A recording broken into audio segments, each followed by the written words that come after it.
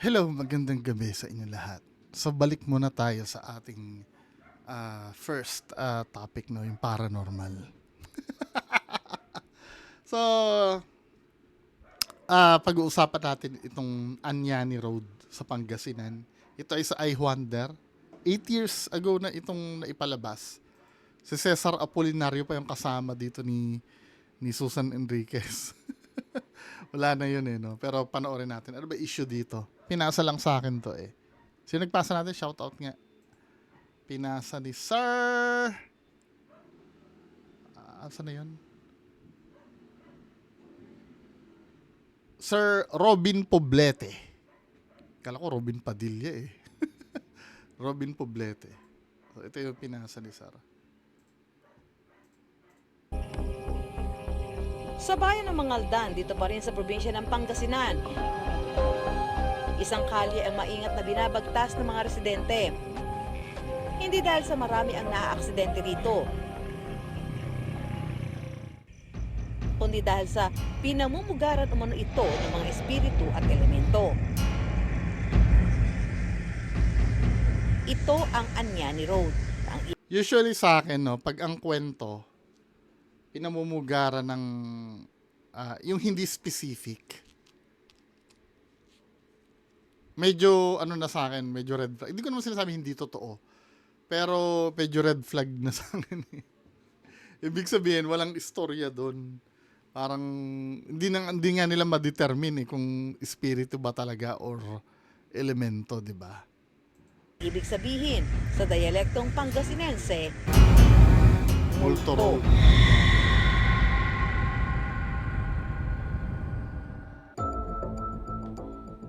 Si Ryan nakatira sa tabi mismo ng Anyani Road. 2 taon na ang nakararaan nang unang magpakita raw sa kanya ang naturang White Lady. Katatapos lang daw niyang maglaro noon ng basketball nang mapadaan sa may kanto ng Anyani Road papauwi sa kanilang bahay.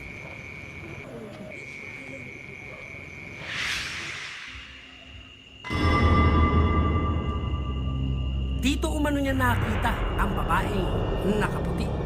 Nung pauwi na po ako, may nakita akong white lady na nakaupo sa waiting shed. Malapit na ako sa... Alam mo sometimes, no, yung pinagmumulan ng yung pagpapakita, yung mga kwentong ganyan, ano galing lang mismo sa kwento-kwento eh. Kasi parang ang mangyayari ganito, no, kahit let's say wala namang talagang kahit anong kababalaghan doon sa lugar. Painan mo lang ng kwento, yung bang sabihin mo na, oy, may nagpapakita diyan. Or lagyan mo ng istorya na may nagpakamatay diyan or may minasaker diyan. 'Di ba? May nagpapakita diyan, babae na pugutang ulo. Yung kwento itself, pwede na mag-trigger 'yun ng ng kababalaghan due to confirmation bias. Pwedeng ang mangyari, no? Mamalik mata ka lang. Let's say may nakita kang puti dyan, no, na nakasabit. Sa peripheral vision mo, na daanan mo, pwede mo isipin white lady na agad yon. Or may marinig ka lang na kaluskus dyan, pwede mong isipin multo na agad yon due to confirmation bias. Kasi nga, meron kang narinig na kwento na may nagpapakita talaga doon. Diba? Meron naman tinatawag na, kay Sir Ed ko to natutunan eh. Yung tinatawag na egregor. Paranormal din yon yung egregor na tinatawag. Yun naman, parang yun nangyari dun sa dun sa pumunta kami sa, yung may na-disgrasya sa Marilake. May video kami nun eh, pumunta kami sa Marilake. Nag-investigate kami doon. 'Di ba? May marami na matay doon sa Marilake, yung mga nadidisgrasya. Sometimes kasi daw, kahit wala naman talagang history yung lugar. Yung let's say sabi mo, wala naman namatay kung may kumalat na istorya na haunted yung lugar, kahit wala naman siyang history, Siyempre, isip ng tao, magbibigay daw ng negative energy do sa lugar. For example, dadaan ka doon, iisipin mo, ay, ito na yung sinasabi nila na na may nagpapakita daw. Parang yung katulad doon sa Balete Drive. Di ba yung Balete Drive na debunk na yan, di ba? Ano ba yung history ng Balete Drive? Hindi naman totoo yung istorya ng Balete Drive. Balete Drive story. Yung regarding yun sa reporter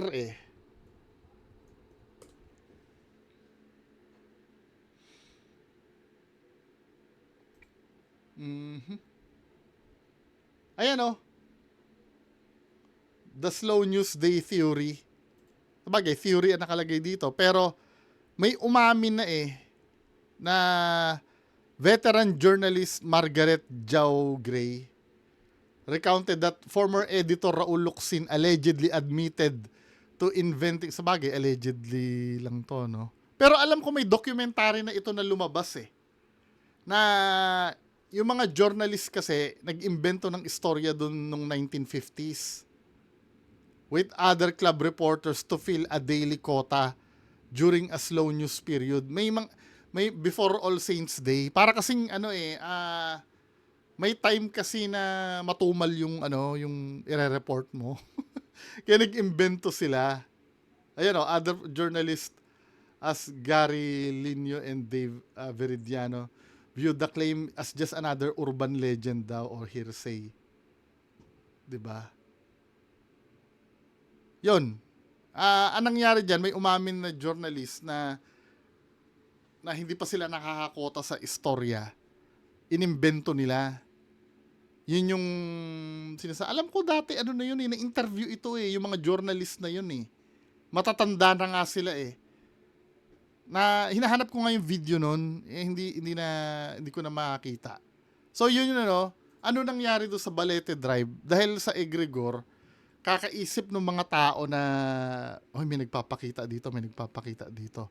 Yung negative energy na kinakarga na iniisip ng mga tao ay nagiging tunay talaga na manifestations. Yun ang tinatawag na egregor. What is egregor?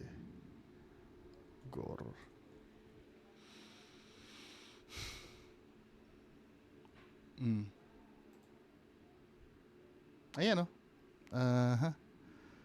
An egregor or egregor is a concept in Western esotericism describing a non-physical entity or thought form that arises from the collective thoughts, emotions, and belief of a distinct group of individual. Diba? Galing lang sa mga sa thoughts, emotions, and beliefs. Pero nagmamanifest siya as tunay na energy kasi doon siya nabuo Yun ang feeling ko ganun yung nangyari dito sa lugar na to. Bahay namin, sinusundan po ako ng white lady. Kasi wala namang tinalakay na history, may namatay pa doon or Ngayon, kung walang history ng namatay doon para may magmulto, gagawin elemento na yun.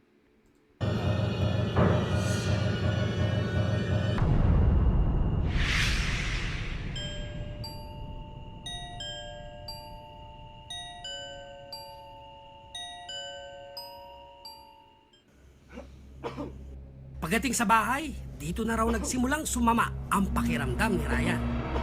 Nung pagkarating ko po dito sa bahay, bigla po akong humiga. Tapos yung balahibo ko biglang tumaas na biglang lumamig po. Simula noon, palagi na raw dinadalaw si Ryan ng White Lady ng Anyani Road. Di na makalaya. Maski nga sa mga napapadaan lang Dinadalaw mo ko bawat gabi. at hindi naman talaga residente rito, nagpapakita rin ng diumunong White Lady. Tulad na lang ng naranasan ni Ernie na madalas dumaraan dito pauwi sa kanila. Sakay ng kanyang motor, minsay ginabi raw ng uwi si Ernie. Pagdating ko sa area na yon, doon sa may ilaw, malapit doon sa Mandarin Road. May lalaki. So, dumiretso ako. Ito naman lalaki. Pagtapat ko dun sa lalaki na nakita ko, unexpected naman na paglingon ko sa kanya, mabalahibo yung mukha, mabalahibo yung buong katawan. At sumabay sa akin. Para malaman kung ano nga ba ang kababalaghang Yan, yan, bumabalot yan, yan, sa yan. Anyani Road, inimbitahan ng I Wonder team ang si dalawang Alan de la Cruz. paranormal expert na sina Ana at Archie. Huwag lang mag-iisip ng negative, ha? Binigyan namin ang dalawa ng kanya-kanyang pagkakataon para suriin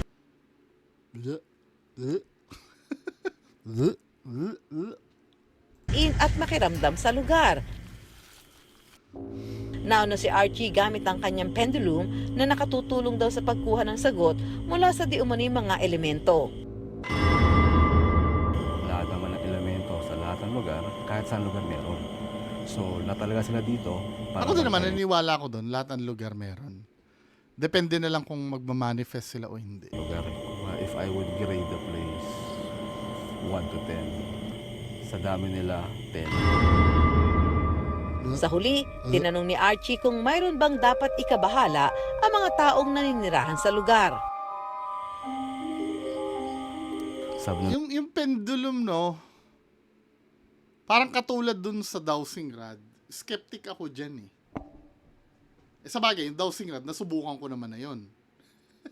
Yung dowsing rod, no. Pero open pa rin ako kasi pwede kasing contaminated ako ng pagka-bias ko nung sinubukan ko yung dowsing rod. Kayo din, pwede nyo rin naman ako i-debunk, no? Kasi sinubukan ko yung dowsing rod eh. Now, dito sa sa pendulum kasi, hawak mo kasi yan eh. Kahit kailan hindi magiging stable yung kamay mo. Basta hawak mo siyang ganun eh. Gagalaw at gagalaw yan eh. Sometimes nga subconsciously, mapapagalaw mo yan ang naaayon sa gusto mo. lugar wala na, hindi na siya mangyayari. Hindi Yan. lang, pwede, pahimas lang. Nagsagawa rin si Ana ng pagtatawas. Ayan yung yan yung ginagawa nung kasama niya dati sa Misteryo, di ba? Ipupunas yung Para makita Ito naman sa tawas na to, no. Bagay, si Sir Ed din yata naggaganyan eh. Pero ang skeptic ako dyan, sometimes, kahit ako, kaya kong gawin yan eh. Meron nga akong video before, nagtawas din ako eh. May nabubuo talaga siya na image. ang itsura ng di umano'y white lady. Umaasa ka kasi sa dyan eh, sa... Sorry ha, sa mga naniniwala sa ganito. Umaasa kasi sila dyan sa sa paredolya nung uling na nakikreate nung sunog-sunog. Kasi kung halimbawa, exclusive lang yan sa mga nagtatawas, dapat pag akong gumawa niyan, dapat hindi makakabuo ng hindi makakabuo ng image pag ako. Nakabuo din ako ng image eh. Kahit sinong gumawa yung pausukan mo yung ilalim ng papel, lalagyan mo lang ng oil para hindi masunog. 'Di ba? Sorry ha kung sinasabing ng totoo. Hindi ko naman sinasabing kasi ginagawa din yata ni Sir Ed yan. 'Di ba? Binibigyan ko naman ng chance, pero sa akin kasi yun na nakikita ko eh. Na paredolya yung yung kanyang nabubuo. Ayan na. Ay. Ito siya, oh. Kita niyo po, ayun yung tenga, ayun yung mata. Ayan po siya. Hindi Ayun. naman, malungkot siya, oh. Malungkot lang siya. Isang couple ay nakita ko eh. Kapre. Nakasumasama lang siya. Puro kapre yan eh, no? Lagi nasusuka dahil mabaho daw ang kapre. Ganun lang. Pero yung babaeng white lady, siya yung rito, lakad ng lakad. Kung sino man yung makakasalubong dito or sasakay sa motor niya, dasal lang. Dasal lang. Sa pagsusuri ng dalawang paranormal expert, Positibo raw na maraming ang namamalaging mga elemento sa Anyani Road. Ano yung yung si ma'am, oy, ano nga, wait. Willing ba kayo mag-fundraising uli ako sa SLS? Ito, gagamitin ko rin yung SLS camera. Nagtatanong lang ako Kasi nag-quote ako, aabuti ng 5,000 eh. 5,000, pakita ko sa inyo Yung quotation. Nag-ano na ako sa Shopee ng mga yung Windows 10 tablet. Windows 10 kasi need Windows 10 tablet. Tapos, ano pa ba? Yung Xbox Kinect. Ang maganda kasi sa SLS, ganito. Pakita ko sa inyo SLS camera capture. Hindi, ito kasi ini-imitate ito ng ini-imitate ito ng app eh. Pag app kasi hindi reliable yun kasi ang kinukuha lang ng app yung pattern ng yung pattern lang ng image ng camera. Ito kasi may may LiDAR sensor ito itong SLS na to Yan kung papanoorin nyo, wala ilo-load. Basta nag-quote ako niyan, 5,000 ang The SLS camera has always been one of our favorite pieces of equipment to use when investigating. It adds a whole new dynamic to the night as we have an opportunity to diba, kahit madilim, actually be able to see the spirits pagka talaga, may magmamap na ganyan pag may nakita ka na something through the screen. Ayun sa tabi niya may lumitaw, di ba? Sa Ghost Tube kasi may ganyan din, kailangan nagre-rely lang sa kuha ng camera. Rather than just hearing their voices. For those of you unaware, the SLS camera, or structured light sensor camera, was invented by using an Xbox Kinect camera which displays an infrared Ito, nakapag-quote na ako, 5,000 plus yung yung mga dyan. Wala lang kung gusto nyo lang na supportahan. Papakita ko sa inyo yung quotation Dahil lang, wait lang. May nakita ako sa Shopee Ito. Shopping cart. Baka may pangalan ako dito Tingnan natin Ito. Yung tablet na na gagamitin, yung Fujitsu, Windows 10 ito 3,599. Yung Xbox 360 Kinect 1,350, tapos yung power adapter 330. Ang total niya 5,279. Beke naman, meron dyan, di ba? Kakapalan ko na yung mukha ko. Hindi lang naman akong gagamit buong grupo namin gagamit. Tamo yung last ginamit na ni Sir Ed yung huling video, yung pina 3D print namin na na dead bell.